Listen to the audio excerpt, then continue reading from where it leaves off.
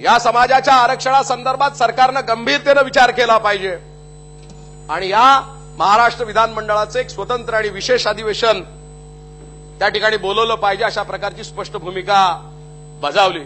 सन्माननीय अध्यक्ष महोदय, काल या चर्चेला प्रारंभ झाला।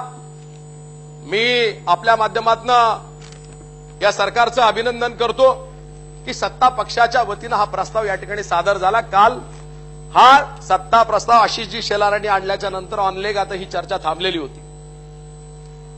या चर्चेच्या स्वरूपामध्ये अध्यक्ष महोदय खूप काही बोलण्यासारखं आहे। आदर्शवत मोर्चे जर म्हणाल तर जगाला आदर्श घालून दिलेले मोर्चे अध्यक्ष महोदय आज निघाले, हे खरं आहे।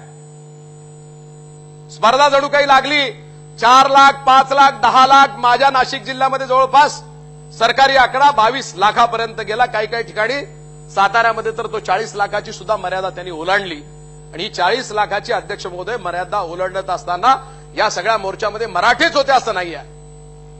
म्हणून या सगळ्या विषयाची जाणीव केवळ मराठ्यांनाच नाही तर उर्वरित समाजातल्या सगळ्या घटकांना अशी जाणीव व्हायला लागली की खरोखर आहे की ह्या समाजानं शेती पिकवली, या समाजानं पाटीलक्या केल्या, या समाजानं धान पिकवलं, या समाजाने गोरगरिबांची पोटं भरण्यासाठी प्रसंगी स्वतःच्या परिवाराकडे लक्ष दिलं नाही। परिवाराकडे लक्ष नाही दिलं। डॉक्टर बाबासाहेब आंबेडकरांनी सांगितलंय की शिक्षण हे वाघिणीचं दूध आहे। दुर्दैवानं अध्यक्ष महोदय हा समाज या कष्टामध्ये गर्त राहिला। दुसऱ्याची भूक भागवायची, दुसऱ्याचं भलं करायचं हा सातत्याचा विचार या समाजामध्ये भेडसावत राहिला, त्या चिंतेत राहिला आणि आपलं पाठीमागं काहीच राहिलं नाही। याची जेव्हा अध्यक्ष महोदय जाणीव झाली, कोपर्डीची घटना ही त्याला कारणीभूत होती। अध्यक्ष महोदय, सुरुवातीच्या काळात कोपर्डीच्या घटनेच्या निषेधार्ह अनेक विषय चर्चेला आले। राज्यभरामध्ये सगळ्यांच्या मनामध्ये अशी भावना निर्माण झाली की अॅट्रॉसिटी कायद्यामध्ये सुधारणा आणल्या पाहिजे, तिचा वापर आणि गैरवापर हा दोन्ही बाजूनी होतो। याबद्दल मला असं वाटतं की सरासर सगळ्यांचं एकमत असेल आणि मग ते सगळं बाजूला राहिलं अध्यक्ष महोदय। आणि समाजातल्या उपेक्षित जो घटक आहे त्यामध्ये प्रकर्षानं शेती करणारा शेतकरी असेल, ज्याची शेती 100 एकर होती, त्याच्या 7 पिढ्या गेल्या, 10 पिढ्या गेल्या, त्या 100 एकराची 50 एकर, 10 एकर, 5 एकर। अध्यक्ष महोदय, आज परिस्थिती काही काही भागामध्ये मराठा समाजाची अशी आहे की स्वतःचं घर बांधायला सुद्धा अध्यक्ष महोदय जागा राहील की नाही अशा प्रकारची भीती आहे। आणि मग हा जगाचा पोशिंदा, ज्याला आपण राज्याचा पोशिंदा मराठा समाज, दुसऱ्याची भूक भागवण्यासाठी जेव्हा स्वतःच्या पोटाला खळगी पडायला लागली अध्यक्ष महोदय, तेव्हा त्याला अशी जाणीव झाली की आता जर आपण उतरलो नाही, आता जर आपण समाजासाठी एकरूप झालो नाही, प्रसंगी अध्यक्ष महोदय सगळेजण एक यायला लागले की मोर्चे जेव्हा अध्यक्ष महोदय निघायला लागले, कान्या कोपऱ्यामधून लोकप्रतिनिधी कोणी असू देत माहिती घ्यायला लागले अध्यक्ष महोदय, अरे बापरे 4 लाखाची गर्दी, हा त्याला फोन करायचा, तो याला फोन करायचा, अरे तू येणार आहे का? आणि अशा तऱ्हेनं लोकप्रतिनिधी या मोर्चामध्ये शेवट का होईना सामील व्हायला लागले आणि राज्याच्या राज्यमंत्री असलेले प्रथम मंत्री अर्जुनराव खोतकर देखील मंत्री असून सुद्धा समाजाच्या या मागण्यांच्या पुढे सगळ्यांना झुकावं लागलं आणि सगळेजण सामील झाल्याच्या नंतर हळूवार आपण पाहिलं की या राज्याचे माजी मुख्यमंत्री आदरणीय पृथ्वीराज चव्हाण बाबांच्या पासून सगळीच लोक याच्यामध्ये समाविष्ट झाली। साताराच्या मोर्चामध्ये एकनाथराव शिंदे साहेब पण होते आणि सगळेच मंत्री होते। मग अध्यक्ष महोदय, ही चर्चा आणि हे अधिवेशन विशेषतः आम्हाला अभिप्रेत होतं की कुठेतरी 1-2 दिवसाचं अधिवेशन या निमित्तानं होईल। आज जेव्हा ही स्पर्धा होते अध्यक्ष महोदय, पार्टी, पक्ष, जात, पात या सगळ्यांच्या पलीकडे आम्ही या सभागृहामध्ये काम करतो। कुणाचा धनगर समाजाच्या आरक्षणाला विरोध नाही, मुस्लिम समाजाच्या आरक्षणाला विरोध नाही, ओबीसीला कुठे धक्का लागू द्यायचा नाही, एससी एसटीच्या आरक्षणाला अध्यक्ष महोदय धक्का लागू द्यायचा नाही आणि मग मराठा समाज आरक्षण मागतो अध्यक्ष महोदय, त्या आरक्षण मागण्याच्यासाठी त्या चर्चेला। आणि मग आपण म्हणावं ही केविलवाडी बाब आहे की 1.5 तास चर्चा करा, जेव्हा 2 कोटी लोक, किमान माझ्या मताप्रमाणे 2.5 कोटीच्या पुढे तो आकडा आहे। महाराष्ट्राच्या लोकसंख्या मला वाटतं 12 कोटी, 11 कोटी जनता आणि 11 कोटीपैकी जवळपास 25% लोक रस्त्यावर येतात आणि आपण चोरटी बामटी चर्चा करावी? 1.5 तास घ्या, ऑनलाईन घ्या, आम्हाला शरम वाटते। या छत्रपतींनी आदर्श घातला, 12 बलुतेदारांना सोबत घेऊन राज्य करण्याची परंपरा तुम्हाला आम्हाला सगळ्यांना माहिती आहे। इतिहासाचे दाखले या ठिकाणी अध्यक्ष महोदय देण्याची गरज नाही। आणि मग असं असताना आम्ही केविलवाडा म्हणायचं कोणीतरी विरोधी पक्षाच्या बाजूने बोलायचं, अरे घ्या 12 नाही, सकाळपर्यंत अध्यक्ष महोदय चर्चा झाली तर आमचं दुमत नाहीये. आणि मराठा समाजासाठी जर ही अवस्था असेल, दीड तासाची चर्चा. अध्यक्ष महोदय मला संरक्षण द्या, आपण बोला. ते खाली बसून आणि मग ह्या अवस्थेमध्ये खाली बसून बोलण्याचं दीड तास, आणि म्हणून ही 1.5 तासात संपणारी चर्चा नाहीये. याच्यामध्ये जर निर्णय घ्यायचा ठरला तर ही 5 मिनिटं लागणार नाही. सर्वोच्च न्यायालयामध्ये हा निर्णय आहे. ठीक आहे, अशी जी आपण विधीमध्ये, म्हणजे आपण लॉचे ग्रॅज्युएट आहात, या राज्याचे प्रमुख आदरणीय देवेंद्र फडणवीस सुद्धा साहेब त्या लॉमध्ये गोल्ड मेडलिस्ट आहे.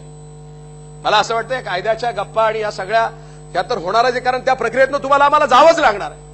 तिथे तुम्ही आम्ही काही करू शकत नाही. परंतु त्या पलीकडे जेव्हा सार्वभौम सभागृहामध्ये सगळ्यांची इच्छा आहे, कोणाचाच कोणाला विरोध नाही, बोलतात तर सगळे, पण करायच्या बाबतीमध्ये 1.5 तासाची चर्चा ही लोकशाहीला आणि या राज्याला, महाराष्ट्र राज्याला तर अजिबात शोभिवंत नाही आहे. आणि म्हणून अध्यक्ष महोदय, जी 2-2.5-3 कोटी जनता ही रस्त्यावर उतरली, अध्यक्ष महोदय मी स्वतः पाहिलं, आपण सगळ्यांनी ते अनुभवलं. कधी काळी हा समाज स्वतःची ओळख करून द्यायचा नाही. हा मराठा आहे का हा कोण आहे हे आम्ही देखील कधी कोणाला एकमेकाला विचारलं नाही.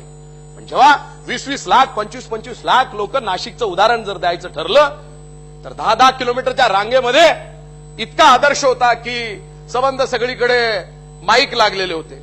आणि मोर्चाची सांगता होत असताना राष्ट्रगीत झालं. अध्यक्ष महोदय, आयुष्यामध्ये अनेक प्रसंग पाहिले, अनेक जवान शहीद होताना त्यांच्या प्रती भावना व्यक्त करत असताना, त्यांच्या अंतिम संस्काराला जात असताना जो काही आपण तिथला डेकोरम किंवा तिथली जी काही शांतता पाहतो, त्यांच्या प्रती जो काही आदर पाहतो, तसाच आदर्श या मराठा समाजानं ते राष्ट्रगीत गात असताना आम्ही 10 किलोमीटरच्या 20-20 किलोमीटरच्या रांगा पाहिल्या.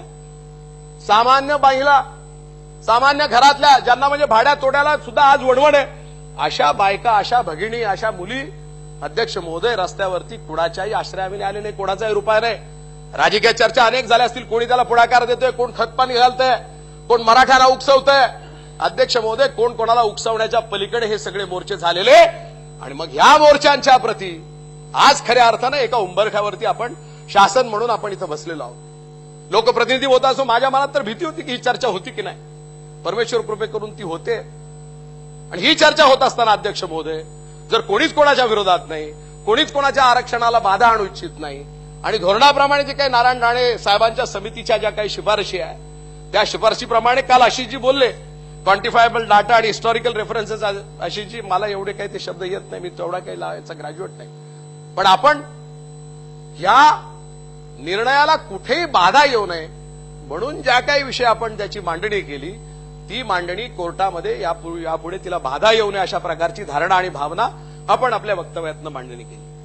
तो निश्चितपणानं सरकारचा भाग आहे, सरकारनं तो पार पाडावा. त्यामध्ये आपण नारायण राणे साहेबांच्या समितीमध्ये ज्या काही अटी त्रुटी त्या काळामध्ये राहून गेल्या, काल परवाच्या दिवशीपर्यंत कुठेतरी 16% आरक्षण झालं.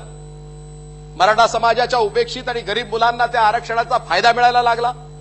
एकीकडे नाही काय म्हटलं तर जो उपेक्षित घटक समाजामधला जो शिक्षणापासून वंचित राहतात, तो कुठेतरी एखादं घर असेल, शेजारी 4 मुलं आरक्षणाच्या मुळे नोकरीत असतील आणि तेवढ्याच कॅलिबरचं शिक्षण घेतलेला शेजारच्या या घरातला मुलगा जर हमाली करत असेल तर अध्यक्ष महोदय, ही जी विषमतेची दरी आहे, ही दरी त्याला टोचायला लागली, ही दरी त्याला बोचायला लागली अध्यक्ष महोदय. आणि मग प्रत्येक ठिकाणी एखाद्या ठिकाणी कोणी एखादा मनुष्य या समाजाचा नोकरीमध्ये लागला असेल, त्याच्या प्रमोशनच्या गोष्टी असतील, आणि मग ही खतखत सौफेर झाली अध्यक्ष महोदय. एका ठिकाणी एका विषयावर ही मर्यादित राहिली नाही. आणि म्हणून या मोर्चाला हात त्याला तो याला, आणि बाबा रे, आता जर आपण रस्त्यावर आलो नाही, बाई मी आता रस्त्यावर उतरली नाही तर माझी पोरं बाळं भविष्यामध्ये भिकेला लागतील, अशा प्रकारची परिस्थिती या समाजावरती दुर्दैवानं ओढवली. आणि मग अध्यक्ष महोदय, मग आम्ही सगळेजण झालो, सगळेच जागे झाले, सगळेच त्याच्यामध्ये सहभागी झाले. त्याच्यामध्ये कुणी फक्त मराठा समाजाचेच नाही, पण इतर समाजाचे सर्व लोकप्रतिनिधी, गाव पातळीवरती छोट्या छोट्या समाजाचे जे काही घटक असतील, प्रमुख राजकारणामध्ये समाजकारणामध्ये जी माणसं असतील, अध्यक्ष महोदय, ही सबंध या मोर्चाला पाठिंबा द्यायला लागली. त्यानंतर नाशिक जिल्ह्यामध्ये ओबीसींचा सुद्धा मोर्चा निघाला. अध्यक्ष महोदय, या ओबीसींच्या मोर्चाला आम्ही देखील सांगितलं की तुमच्या ज्या मागण्या आहे मोर्चापुरत्या आणि ओबीसीच्या समाजाच्या आरक्षणाला बाधा येऊ नये, किंबहुना काय जे असेल त्याला आमचा देखील पाठिंबा आहे. पण बाबा रे, आमचा तुम्हालाही पाठिंबा आहे, तुमचा आम्हालाही पाठिंबा आहे. सगळ्यांचाच एकमेकाला पाठिंबा, इतकं छान चाललंय, मग अडलं कुठे? हे अध्यक्ष महोदय, हे ह्या टप्प्यावर जर अडलं असेल तर त्याच्यातल्या अटी त्रुटी, त्याच्या संदर्भातली जी काही न्यायालयीन अडचणी असतील, अध्यक्ष महोदय, याला वाचा फोडण्यासाठी खऱ्या अर्थानं सरकारने आता पुढाकार घेण्याची गरज आहे. अध्यक्ष महोदय, राजकीय चर्चा जर करायची ठरली, मग मराठ्यांचे मुख्यमंत्री होते 15 वर्ष, तुम्ही काय केलं? मला असं वाटतं अध्यक्ष महोदय, या सगळ्या विषयावरती चर्चा करण्याची आवश्यकता नाही. आज असं आहे की कुठल्याही विषयाला जर हात घालायचा ठरला तर फार सावधानतेने बोलावं लागतं. एखाद्या विषयाला विरोध करायचा तर आपण राष्ट्रद्रोही आहोत का, अशा प्रकारची भीती सुद्धा कधी काळी, चांगला एखादा निर्णय असेल त्या निर्णयाला विरोध जरी करायचा तर ती भीती, नाईक साहेब आमच्यासारख्याला रस्त्यावर उतरणारी आमची संघटना आहे. शिवसेना प्रमुखांनी उद्धवजींनी आम्ही जे काही सांगितलं, बाबा एखादा विषय जर चुकीचा असेल, ठीक आहे, आता काही दिवस होऊ द्या, त्याच्यानंतर बघूया. पण आता मांजर, शिंदे साहेब, आता मांजर कसंही फेकलं तर ते 4 पायावर पडतं. त्याच्यामुळे आता अशी परिस्थिती आहे की आमची पण आता काय परिस्थिती तुम्हाला माहिती आहे. पण एक लक्षात ठेवा सन्माननीय अध्यक्ष महोदय, आपल्या मार्फत मी पुन्हा एकदा पुनरुच्चार करतो, काय घटना घडावी, एखादी छोटी मोठी घटना घडावी आणि त्याच्यातनं राजकारण व्हावं आणि शिवसेनेचा याला विरोध आहे वगैरे वगैरे, बाबा बाबा बाबा, आम्ही तर कधी आमच्या डोळ्यात कोणी ताट जरी पाहिलं तरी आमचा शिवसैनिक कसा रस्त्यावर उतरायचा. पण ठीक आहे, आम्ही ज्या काही घटनाक्रम असेल त्या संदर्भात माननीय उद्धवजींनी वेळोवेळी जे काही भूमिका घ्यायची ती घेतलेली आहे. आणि म्हणून आमची भूमिका आणि शिवसेना पक्षाची भूमिका नव्हे, तर मला असं वाटतं की या सदनाची आणि या सभागृहाची सगळी भूमिका तीच आहे.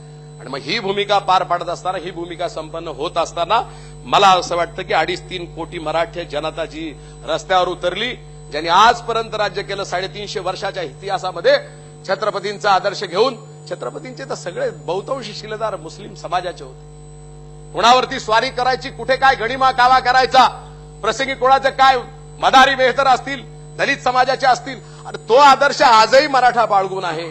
आणि मग या मराठ्याच्या मोर्चांच्या प्रती जर मोर्चे मराठ्यांना द्वेष म्हणून निघत असतील तर अध्यक्ष महोदय, ही फार मोठी शोकांतिका आहे. आमचा कुणाला विरोध नाही, आम्ही सुरुवातीलाच सांगितलं. आणि म्हणून या सगळ्या विषयामध्ये सरकारनं गांभीर्यानं पाहिलं पाहिजे.